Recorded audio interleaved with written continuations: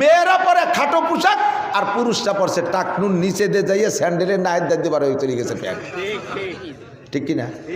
নিচে যত জ্বলছে উপরে তত খুলছে। গেঞ্জি একটা পরছে আর প্যান্ট, মুখ সমান সমান, দাঁড়ালি মুখ সমান সমান।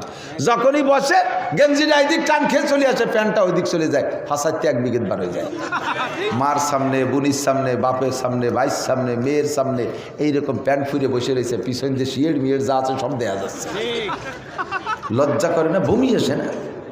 তুই কেমন মানুষ, কেমন বাপ যুবতী মেয়ের সামনে নাবির নিচে লুঙ্গি পরিয়ে একেবারে বুড়ি ভাষায় দিয়ে দাঁড়ায় রয়েছে। শরীরের সমস্ত লোম আলাদা আলাদা স্থানে, আলাদা আলাদা নাম, আলাদা সম্মান।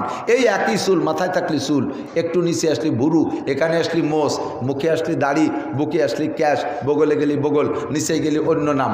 কথা কোন ঠিক না?